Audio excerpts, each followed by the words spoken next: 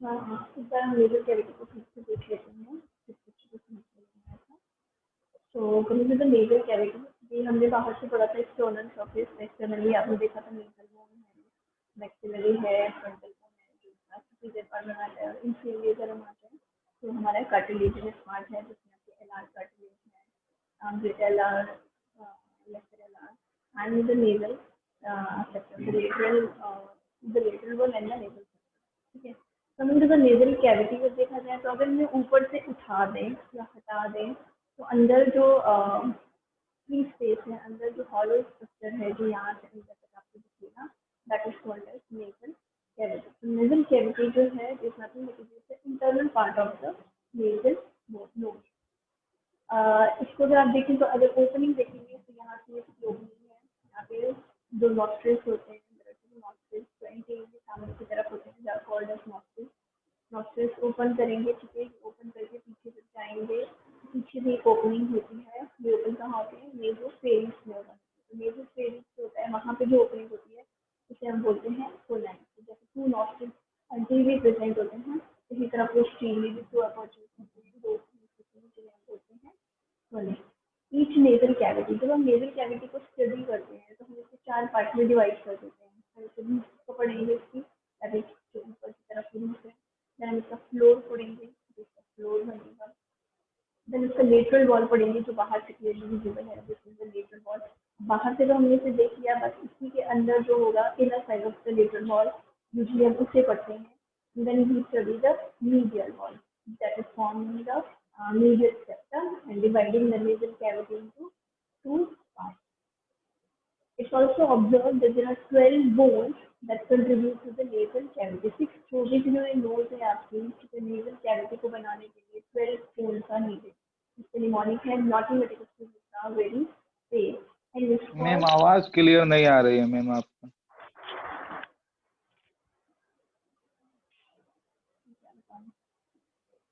ठीक है, naughty medical students are very pale, इसमें N is for nasal bone जो आपको clearly visible है यहाँ पे, ठीक है, this is your nasal bone, the orange one. Then we have a palatine bone. Palatine bone कहाँ पे होती है, वही palatine bone is somewhere here, नीचे थोड़ा blue area. Then we have these are the paired bones. Then we have palatine one, lacrimal bone. Lacrimal bone हमने पढ़ा था, this is lacrimal bone, this is lacrimal canal, ठीक है।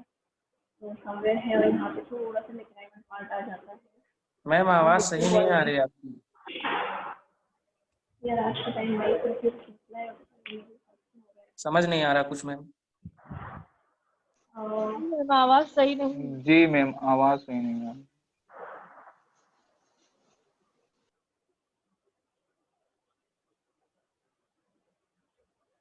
आवाज तो full कर रखी है लोगों ने, बट हम लाइक मजबूर हो गए, क्या कर सकते हैं बताओ। हम तेज धीम करके आती वर्ड्स भी उसमें क्लियर नहीं रहते। एग्जैक्टली, इसलिए मैं आज आगे नहीं पढ़ा रही हूँ, क्योंकि आपसे की बात नहीं हो रहा है। मैम शायद हेडफोन से दिक्कत हो रहा हो तो हेडफोन निकाल के पढ़ाइए, शायद सही हो। मुझे तुम्हारी आवाज बिल्कुल नहीं आएगी, याद रखना है, निकाल दिए तो मैंने। मैम लग रहा है आप बहुत दूर से पढ़ा रही हैं माइक से। पता नहीं कौन से जमाने की तस्वीर आई है, बट मैं क्या बताऊँ। ओके, मैं कोशिश करती हूँ तेज बोलूँ। अभी आवाज आ रही है? आवाज तो मैम आ रही है पर वर्ड क्लियर नहीं हो रहे मैम जो आप बता रही हैं। अभी आवाज आ रही है? जी मैम अब ठीक आ रही। मतलब मुझे हैंड से निकालनी पड़ेंगे। देखो अगर कोई मसला होगा तो रेज योर हैंड, ऐसे तो होता ही नहीं आप लोगों को, तो मैं निकाल के ही पढ़ा देती हूँ ताकि आप लोग को आवाज़ आए। नहीं आवाज़ आएगी तो बस एक बार हाथ खड़ा करना, क्योंकि चैट नहीं दिख रही है, हाथ खड़ा होता है तो एक नोटिफिकेशन आ जाती है, ठीक है। ओके, स्टार्ट करती हूँ। So there are 12 bones in total that contribute to the nasal cavity, ठीक है। वो 12 bones कौन सी हैं, जिसमें से कुछ पेयर्ड हैं और कुछ अनपेयर्ड हैं। तो जो पेयर्ड है वो है nasal bone, जो आपको क्लियरली विजिबल है यहाँ पे। Then we have maxilla, this is the maxillary part, this outer area, this is maxilla. Then we have palatine bone. Palatine bone जो है ये आपका जो hard palate होता है, इसमें posteriorly present होती है। Then we have lacrimal bone. Lacrimal bone, lacrimal यहाँ eyes के पास present होती है। देन कुछ अनपेयर्ड होती है, जिसमें सबसे ज़्यादा पार्ट जो होता है वो होता है इथमोइड का, जो आपको क्लियरली विजिबल है। The green part forms a major portion of nasal cavity. Then we have sphenoid bone, body of sphenoid जो है कुछ पार्ट जो होता है वो बनाता है nasal cavity. Then we have frontal bone, clearly visible है, सम ऊपर से हल्का सा बना रहा है, ये आप देखेंगे थोड़ा सा पार्ट जो है that is forming the nasal cavity superiorly. Then we have vomer bone जो एथमोइड में नीचे होता है, हम कह सकते हैं एंटीरो पोस्टीरियरली प्रेजेंट होता है, that is a boomer bone. So this mnemonic है, but not the medical students are very paid. So you can remember these 12 bones. बाकी पेयर्ड है, पेयर्ड है तो आपको याद होगा, आपको पता होना चाहिए नेजल 2 है, मैक्सिला 2 है। लाइक अगर डायग्राम में कह रही हूँ, हमेशा डायग्राम हमेशा याद रखा करो तुम लोग, ठीक है। नेक्स्ट अब हमने कहा था कि हम जब भी पढ़ेंगे नेजल कैविटी को हम 4 पार्ट में डिवाइड करेंगे, floor, roof, lateral and medial wall. तो first is the floor of the nasal cavity. Floor हमेशा क्या होता है, नीचे की तरफ जो भी होता है उसे फ्लोर बोलते हैं, ठीक है। So here in this case this is the nasal cavity, तो नीचे का जो पार्ट है इसने बोला फ्लोर। फर्स्ट थिंग इज ये कहाँ प्रेजेंट है, नीचे की तरफ प्रेजेंट है। सेकेंड हम पढ़ेंगे, अगर इसका स्पेसिफिक नाम है तो इसका स्पेसिफिक नाम है हार्ड पैलेट, ठीक है। Maxillary bone and palatine bone दोनों ओरल कैविटी और नेजल कैविटी के बीच में एक बॉर्डर बनाते हैं, एक ब्रिज बनाते हैं। That bridge is called as, because it is bony, so this is called as hard palate. इसी में पीछे आता है soft palate। ये जब हम इंशाल्लाह नेक्स्ट ओरल कैविटी लेंगे तो वहाँ पे देखेंगे what exactly hard and soft palate। तो hard palate समझ जाइए, what exactly is hard palate। hard palate is nothing but it is the जो मैक्सिला आपकी बोन थी, मैक्सिलरी बोन में जिस भी बोन से कनेक्ट करेगी, जैसे ऊपर ये फ्रंटल बोन से कनेक्ट करती है तो हम यहाँ बोलते हैं फ्रंटल प्रोसेस ऑफ मैक्सिला, है ना। सिमिलरली यहाँ पे पैलेटाइन बोन से आके अटैच होगी, तो हम यहाँ पे बोलते हैं what is this part called as. Of course ये मैक्सिला है, लेकिन मैक्सिला का कौन सा पार्ट है, this is the palatine process of maxilla. और ये हार्ड पैलेट है, तो हार्ड पैलेट के एंटीरियर में प्रेजेंट होता है। और पोस्टीरियर में कौन प्रेजेंट होता है, पैलेटाइन बोन। पैलेटाइन बोन किससे अटैच हो रही है, मैक्सिला से, तो हम बोलेंगे maxillary process of palatine bone यहाँ पे प्रेजेंट होती है पोस्टीरियर। तो hard palette is form by 2 bones, maxilla and the palatine bone, anterior and posterior respectively. Coming to the roof of the nasal cavity, so this is all about the floor of the nasal cavity, ठीक है। The floor is formed by the maxilla and the palatine bone. Coming to the roof of the nasal cavity, nasal cavity का जो roof है, ऊपर की तरफ जो आपको छत बोलते हैं, ठीक है, ये ऊपर की तरफ यही है। इसमें क्या क्या आपको दिख रहा है, आपको सफाई से दिख रहा है कि इट इज एंटीरियरली, देखेंगे एंटीरियर सुपीरियरली ही होगा सब कुछ। तो anteriorly is nasal bone, nasal bone से मिला हुआ क्या है ये, this is frontal bone. Frontal bone के पीछे कौन सी है, ये perpendicular plate of ethmoid bone, ठीक है। ये सब हम लोग पढ़ चुके हैं, कुछ नया नहीं पढ़ रहे हैं, ये सारी बोन हम पढ़ चुके हैं। सो बस ये याद रखो कौन सा है, ये नेजल बोन है, फ्रंटल बोन है, एथमोइड है, और थोड़ा सा पार्ट जो है आपका स्फिनोइड का भी आ जाता है, ठीक है। So this is what, this is exactly the roof. अभी हम सिर्फ और नेजल कैविटी के रूफ और फ्लोर की बात करते हैं। तो floor is form by this maxilla and palatine, लेकिन जब हम बात करते हैं रूफ की, तो roof is form by the nasal bone, the frontal bone, the ethmoid bone and the sphenoid bone.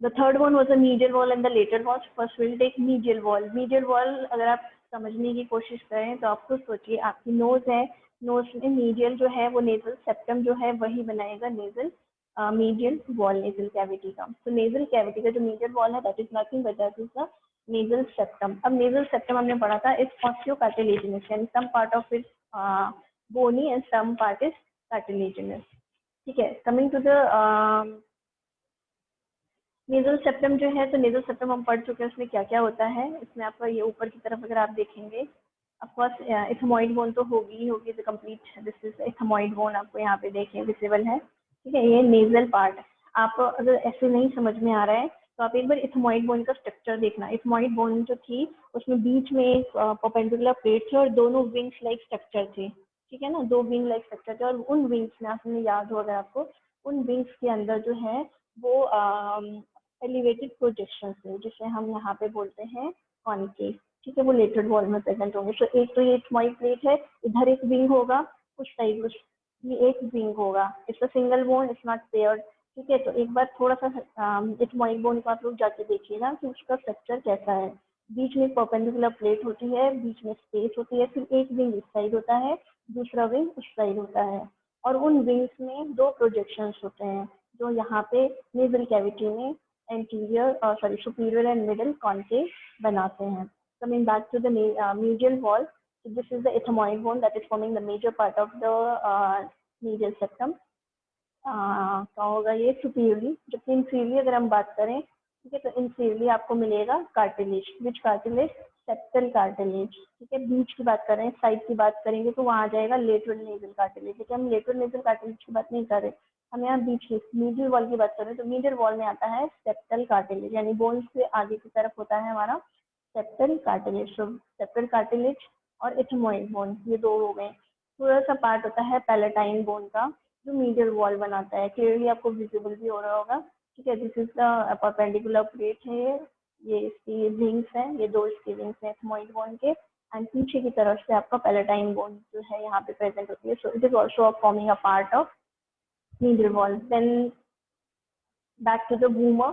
Bhumar या आप यहाँ पे देखिए कि this is the medial wall septum. तो septum सिर्फ छोटा सा नहीं है, ठीक है, हमको विजिबल छोटा है या हमको जो भी पता है वो छोटा है, लेकिन एंटीरियरली आप इसे देखेंगे तो नीचे की तरफ आप पोस्टीरियरली देखेंगे तो पोस्टीरियर में होंगे आपके भूमर बोन. एंटीरियरली प्रेजेंट होते हैं the ethmoid bone and the septal cartilage, लेकिन पीछे की तरफ प्रेजेंट होता है भूमर. ठीक है, so this all forms the medial wall of the nasal cavity. What all forms the nasal cavity? The ethmoid bone, that is here, the ethmoid bone, the septal cartilage, and the vomer bone. This is the beach ka nasal medial wall of the nasal cavity. Coming to the lateral wall, अगर आप lateral wall check करेंगे तो हम ये अंदर से देख रहे हैं. ठीक है, बाहर से तो हम देखेंगे तो ज़्यादा कुछ नहीं है, आपको बाहर से सिर्फ और सिर्फ मैक्सिला ही दिखेगी, लेकिन हम अंदर से देखेंगे तो अंदर से बहुत कुछ दिखता है.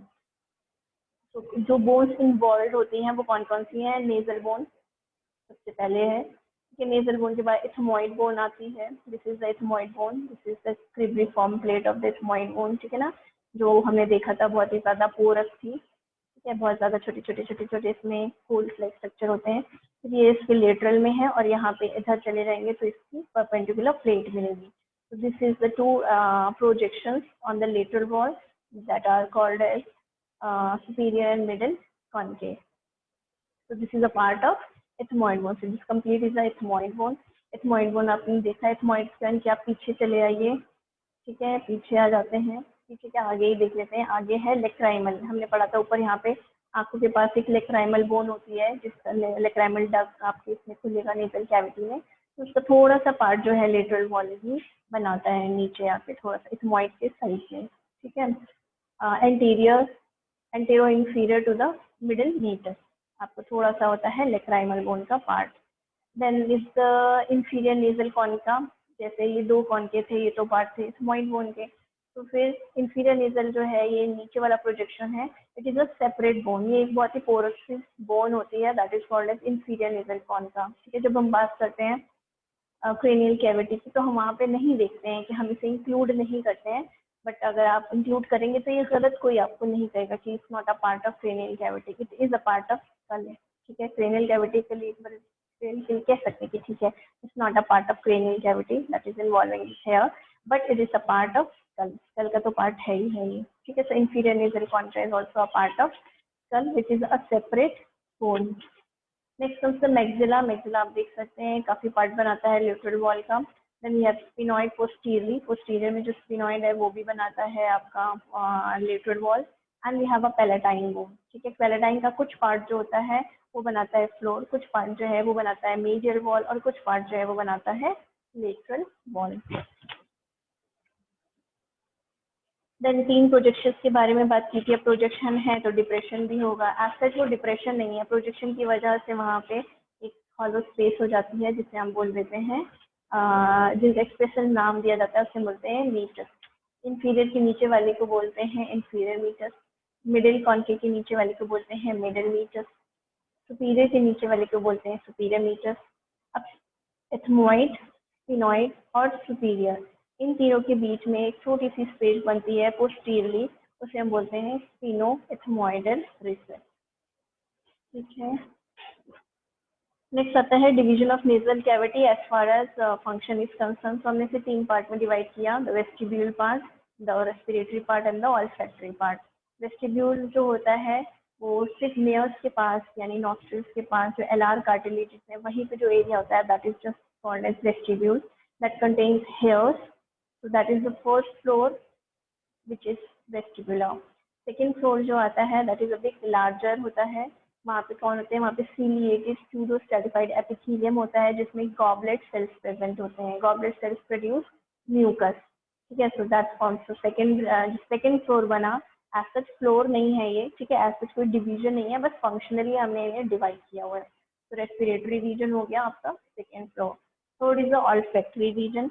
ऑल्फैक्टरी रीजन जो है ये छोटा सा है और स्कल के पास होता है या सुपीरियर में प्रेजेंट होता है.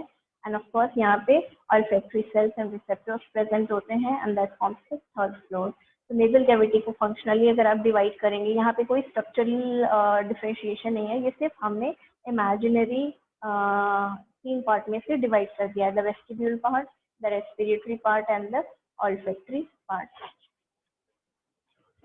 Coming to the openings into the nasal cavity, they are really very important as far as sinus is concerned. आजकल बहुत लोगों को साइनस की दिक्कत है. साइनस की दिक्कत का मतलब होता है वर्म रहता है उनकी साइनस मेम्ब्रेन में, साइनोसाइटिस कहलाता है जो. ठीक है. तो इसका क्लिनिकल मैं कोशिश करूंगी कि अभी कर दूँ, ना अगर भूल गए तो फिर बहुत इंपॉर्टेंट है, रह जाएगा.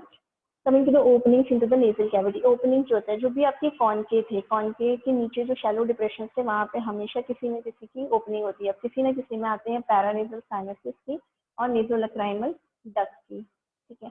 तो हमने पढ़ा था सबसे ऊपर होता है sphenoethmoidal recess. Look at the structure. अगर मैंने कहा डायग्राम याद करो, सब कुछ याद हो जाएगा, आपको कुछ भी याद करने की जरूरत नहीं है. और एनाटॉमी में diagram is the most important part. लिख के कुछ भी आओ, अगर डायग्राम बनाया है ऐसा कि सामने वाले को समझ में आ जाए कि हाँ भाई ये नोट ही बनाई है इसने. ठीक है. ऐसा नहीं है कुछ भी बना देना है. ऐसा बनाओ, डायग्राम बना दोगे ना. अगर मैं 10 मार्क्स का नोट्स दूंगी आपको openings into the nasal cavity, अगर किसी ने ये बना दिया तो आई विल गिव कंप्लीट 10 यहाँ पे. या फिर इस तरह से शॉर्ट में लिखो कि समझ में आ जाए. बड़ा बड़ा पैराग्राफ लिखोगे बोर हो जाता है इंसान पढ़ते पढ़ते. तो इट्स बेटर कि आप लोग डायग्राम से याद भी करें और डायग्राम बनाने के लिए अपनी प्रैक्टिस भी करें. ठीक है. तो कॉनकेव जो होते हैं, ऑफकोर्स उनका एक काम क्या था, सरफेस एरिया को बढ़ा देना, और दूसरा काम क्या है, ओपनिंग्स के लिए जगह प्रोवाइड करना. तो वो कौन सी ओपनिंग्स होती हैं? पैरानेजल साइनस की और नेजोलैक्राइमल डक्ट की. तो coming to the first cavity that is the sphenoethmoidal recess. जो सबसे ऊपर आपके यहाँ पे एथमोइड, स्फीनॉइड और सुपीरियर कॉनकेव पर था. ये आपका कौन है? ये आपके बॉडी ऑफ स्फीनॉइड है और आपको बहुत क्लियरली विजिबल है. यहाँ पे आपको एक साइनस दिख रहा है, एक फ्री स्पेस दिख रही है. ठीक है. तो इसकी ओपनिंग जो होती है that is in the just in front of it, that is sphenoethmoidal recess में होती है. दैट इज स्फीनोइडल साइनस की ओपनिंग स्फीनोएथमोइडल रेसेस में होती है. अब ऐसे रटने की बजाय अगर आप यहाँ से याद करेंगे तो इंशाल्लाह आपको ज़्यादा याद रहेगा, याद जल्दी भी होगा और देर तक रहेगा. तो स्फीनॉइड ओपनिंग हो गई आपकी स्मॉइडल रेसेस. सेकेंड आता है आपका सुपीरियर मीटस. सुपीरियर मीटस क्या होता है? सुपीरियर और मिडिल कॉनकेव के बीच में प्रेजेंट होता है. वहाँ पे आपके किसकी ओपनिंग होती है? वहाँ ओपनिंग होती है पोस्टीरियर एथमोइडल साइनस की. प्लीज एक बार जाके जरूर एथमोइड बोन पढ़िए. एथमोइड बोन में क्या हमने देखा था? एथमोइड बोन के जो यहाँ पे विंग्स लाइक स्ट्रक्चर थे, उन विंग्स के अंदर हमने पढ़ा था कि बहुत एयर स्पेसेस होते हैं. ठीक है. बहुत पोरस बोन है, बहुत air spaces, small small hollow होते हैं. तो उसे हमने 3 पार्ट में डिवाइड कर दिया था, एंटीरियर, मिडिल एंड पोस्टीरियर. ठीक है. तो जो पोस्टीरियर की ओपनिंग होती है वो होती है सुपीरियर मीटस में, जबकि एंटीरियर और मिडिल एथमोइडल की ओपनिंग होती है आपके मिडिल मीटस में. मिडिल मीटस में इसके अलावा मैक्सिला के भी साइनस ओपन होते हैं. और ये जो फ्रंटल साइनस आपको दिख रहा है दिस वन, ये फ्रंटल साइनस, मैक्सिलर साइनस और एथमोइड के एंटीरियर और मिडिल जो थे एथमोइडल साइनस, 4 ओपनिंग आपकी होती हैं मिडिल मीटस में. ठीक है. मिडिल मीटस के बाद आता है नीचे आपका इंफीरियर मीटस. इंफीरियर मीटस में आपका नेजोलैक्राइमल डक्ट ओपन होता है. What is nasolacrimal duct? जो आपका लैक्राइमल बोन होती है यहाँ पे, lacrimal bone is attached to the inferior meatus via canal that is called as nasolacrimal canal और lacrimal duct या कुछ भी कहिए. वो जो duct या canal है उसमें से tears का overflow होता है आपके inferior meatus में. जरूरी नहीं है आंखों से ही हमेशा पानी जाए, आपको सबसे पहला रीजन तो वो है, लेकिन अगर थोड़ा बहुत जो जाता है वो यहाँ से nasolacrimal duct से ड्रेन आउट हो जाता है. Next is नेजोफेरिंक्स. नेजोफेरिंक्स ऐसा कोई ओपनिंग नहीं है, बट या आपकी नेजल कैविटी जो है वो फर्दर नेजोफेरिंक्स में ओपन करती है. नेक का वो पार्ट जो नोज के फेरिंग और ओरल कैविटी के पीछे प्रेजेंट होता है उसे हम बोलते हैं फेरिंग। तो इसको हमने 3 पार्ट में ऐसे डिवाइड किया है। नोज के पीछे जो है वो नेजोफेरिंग्स, ओरल कैविटी के पीछे है तो ओरोफेरिंग्स। तो जो नेजोफेरिंग्स है उसमें आपकी नेजल कैविटी ओपन करती है, ठीक है। तो वहाँ पे उस नेजोफेरिंग्स में एक ट्यूब पाया जाता है जिसे हम बोलते हैं यूस्टेशियन ट्यूब या ऑडिटरी ट्यूब। ये ऑडिटरी ट्यूब जो है ये कनेक्टेड होता है फर्दर कहाँ पे, मिडिल ईयर के एंटीरियर वॉल पे। ऑडिटरी ट्यूब रेजोनेंस मेंटेन करने के लिए, प्रेशर मेंटेन करने के लिए प्रेजेंट होता है। But in case of infection, यहाँ से इन्फेक्शन जो है वो ट्रांसमिट होकर आराम से जा सकता है मिडिल ईयर में। और बच्चों में ये इसलिए कॉमन होता है पैसेज जो है, बिकॉज जो ट्यूब है उसका साइज भी छोटा होता है और हॉरिजॉन्टल होता है। अगर किसी को ऐसे भागना है तो आसानी से भाग जाएगा, अगर किसी को ऐसे स्लोपी जाना है तो उसे थोड़ा सा मेहनत करनी पड़ेगी। तो एडल्ट्स में यूस्टेशियन ट्यूब जो है आपका वो थोड़ा स्लोपी होता है, while in children it is a bit horizontal. So infection जो है वो आराम से horizontally move करके and size भी थोड़ा छोटा होता है, तो आसानी से नेजोफेरिंग्स का जो भी इन्फेक्शन है, फेरेंजाइटिस है, टॉन्सिलाइटिस है, कुछ भी है, वो आराम से जा सकता है आपके ईयर में, मिडिल ईयर में। इट्स नॉट ऑलवेज कि हमेशा जाता ही है, बट इट्स सीवियर केसेस में ये इन्फेक्शन वहाँ पे जा सकता है। Coming to the blood supply, which is the most important part of the nasal cavity. ठीक है, nasal cavity की जो blood supply है that is by 2 external and internal carotid की branches हैं। external की carotid में आ गया sphenopalatine, greater palatine, superior level and lateral nasal arteries। जबकि internal carotid की 2 branches हैं, anterior and posterior ethmoidal artery। ये लोग सप्लाई करते हैं। और जो वेस्टिब्यूल एरिया होता है आगे का आपका, ठीक है, समवेयर देयर ये सारी जो आर्टरीज है ये एनास्टोमोस करती है। एनास्टोमोस का मतलब क्या होता है, अगर आपकी जो 5 उंगलियां हैं, एक फिंगर की और एक हैंड की और दूसरे हैंड की जो 5 उंगलियां, अगर आप दोनों को सिर्फ फिंगर्स को, ठीक है, फिंगर्स को मिलाइए, द टिप को सिर्फ मिलाना है, ठीक है। तो एक फिंगर दूसरे फिंगर से, क्योंकि आपकी उंगलियां छोटी बड़ी हैं, सच प्रॉपर नहीं मिलेंगी, तो एक फिंगर दूसरे फिंगर से जो मिलती है, ठीक है, उस मिलने को, उस तरीके के मिलने को हम बोलते हैं एनास्टोमोस होना। तो सारी आके यहाँ पे जो कैपिलरीज होती हैं वो आपस में एक दूसरे से कनेक्टेड होती हैं। So that area is highly rich in blood supply. इसका मतलब ये है कि सारी वेसल्स वहाँ पे आ रही हैं, तो वो एरिया बहुत रिच होता है। तो थोड़ा सा भी डैमेज, थोड़ा सा कंप्रेशन, कोई भी प्रेशर लगेगा तो chances of damage, chances of bleeding जो है वो ज़्यादातर इसी, अगर किसी के नोज से ब्लड आ रहा है तो बहुत ज़्यादा घबराने की ज़रूरत नहीं है। इनिशियली बहुत ज़्यादा घबराने की ज़रूरत नहीं है, क्योंकि यहाँ पे लिटिल एरिया, या तो हो सकता है किसी ने मारा हो, या हो सकता है बहुत तेज गर्मी हो। तो आपने देखा है एपिस्टेक्सिस मोर कॉमन इन, जब भी गर्मी होती है, जैसे ही प्रेशर बढ़ेगा, ठीक है, ब्लड फ्लो बढ़ाने के लिए प्रेशर बढ़ेगा, तो दे मे गेट बर्स्ट करेंगे तो नॉर्मल सी बात है, ब्लड जाएगा। तो सबसे पहले क्या होता है, जब भी कोई बीमारी होती है, कुछ भी होता है, तो हमेशा हम बेस से लेके चलते हैं। पहले हम सबसे मोस्ट कॉमन सिम्टम ढूंढते हैं, हम हमेशा सबसे आगे की बातें नहीं ढूंढते हैं, ठीक है। तो same is the case here. यहाँ पे जैसे ही किसी को ब्लीड होगा तो सबसे पहले समझो, हो सकता है उसके लिटल एरिया में या कंप्रेशन हुआ हो या जो भी हुआ हो, तो हम सबसे ज़्यादा ये एरिया होता है that is more prone to nose bleeding. तो उस एरिया का नाम है जहाँ पे एनास्टोमोस बनता है, उसको हम बोलते हैं कैसलबैक प्लेक्सस और little area. So this was all about the arterial supply. Coming to the venous supply, जैसे जैसे आर्टरी सप्लाई करते हैं उसी के पैरेलल में वेन्स भी रन करती हैं। यानी we have sphenopalatine vein, greater palatine vein, superior labial vein, lateral nasal vein, anterior posterior ethmoidal vein, इनकी ब्रांचेस सप्लाई करती हैं। तो इन सब की करस्पॉन्डिंग वेन्स भी ड्रेन करती हैं, और ये जाके फर्दर ड्रेन कहाँ करती हैं, तो drain in pterygoid plexus, facial vein और कैवर्नस साइनस। कैवर्नस साइनस के अलावा कुछ लोगों में ये ड्रेन करती हैं आपके सेजाइटल साइनस में। सो एक तरह से देखा जाए तो क्या हो रहा है, आपका जो नोज का ड्रेनेज है वो कहाँ जा रहा है, that is going to the cranial cavity. तो क्या है, अगर आपके नोज में कोई भी इन्फेक्शन है, इन्फ्लेमेशन है, so that can be transmitted to the cranial cavity via cavernous sinus or sagittal sinus. So these are some of the arteries which इस तरह से दिखती हैं, anterior ethmoidal, posterior ethmoidal, sphenopalatine is somewhere here, external carotid की maxillary की branch creator palatine, then यहाँ पे labial and जो नेजलिस होती है that is a branch of facial artery. तो इस तरह से ये सारी ब्लड सप्लाई, मतलब एक तरह से देखा जाए तो आपका जो नोज है that is highly that have rich blood supply. और ये रिच ब्लड सप्लाई जो मेन है इट ह्यूमिडिफिकेशन के लिए है, ठीक है, थोड़ा सा ह्यूमिडिफाई भी करता है, गर्मी प्रोवाइड करता है आपके nasal area. Next is the nerve supply. So time इतना नहीं है कि मैं आपको नर्व सप्लाई आज पढ़ाऊँ, सो इंशाल्लाह विल टेक लेटर, ठीक है, कल लेते हैं हम आपका नर्व सप्लाई। होपफुली आज आपको क्लियर हो गया। अभी सब क्लियर था? आवाज़ भी आ रही थी?